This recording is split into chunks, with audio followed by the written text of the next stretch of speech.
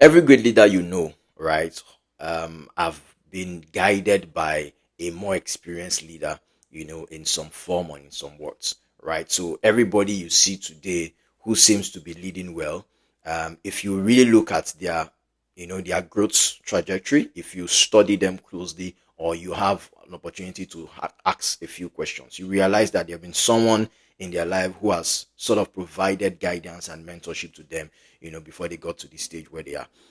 There's always that temptation for young people to want to do things alone, right? To want to grow alone, to want to achieve, and go on this entire leadership journey alone. I think you should not take yourself so serious. Relax, right? There is wisdom. God has factored in mentorship as part of your growth process. There's always somebody who is going to be better than you.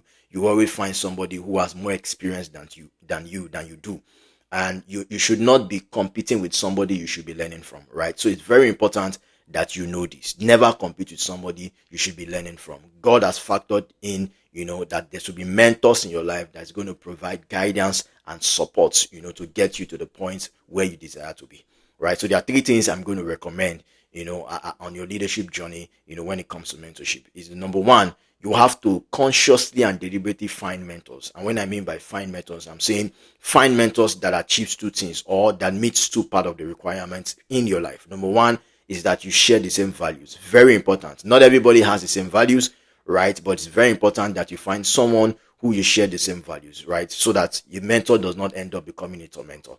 The second is find mentors who have the experience, right? Who have done what you really want to do, right? Who has done it and has been there. When they bring two things to that table, they bring value system and experience. It shapes you, and then you are able to relate with where you are going to based on where they have been. The second thing you should do is, when you finally find those kind of mentors, you should be humble enough, to approach them. Most times, young people can get scared, especially when they have a lot of accolades, achievements, awards, titles, and all of that. You can seem, very scared to want to reach out to them. But one of the things I've learned about great people is that they really love to share. They really like to share their experience and share, their opinion. The great people always want to compare notes. They want to share their notes so that other persons can write. One of the ways a great man, is that a great man also wants to raise other great men, right? So be humble enough, approach them, and ask for the mentorship. Ask for it. When you find somebody who shares the same value system and has had a lot of experience, that you need, ask for mentorship. When you ask, right, it means that you are humble enough that you do not know certain things, and there's a level of growth you want to achieve, and then you require mentorship to get there.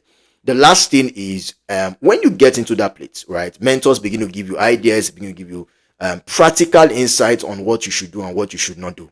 The ways to pay all of this, the ways to pay mentors is literally by your growth. So they tell you something, go ahead and do it, right? And when you do it, achieve results, then provide feedback. Mentors enjoy those feedbacks. It is those feedback that makes them know that they are, the time and attention that they are feeding into your life is worth it, right? So you want to ensure that when they give you an idea, when they give you a resource, when they give you practical suggestions or opinions, you should go ahead and implement them. And when you implement them, come back with feedback. You do not owe, mentors do not owe you any other thing until you do the first thing that they gave to you, right? So do your assignment, then return with feedback. It is when you return with your feedback, they see that you are serious enough, and they invest more into your growth and your development, right? There are many good people out there. There are many mentors out there. The question is, are you mentorable, right? So I want you to take this week out to think about it. Who exactly should you be reaching out to, and should you be learning from, right? Right, document that and take this process that I've just identified. I hope this video helps you. I hope to see you in the next video. Thank you.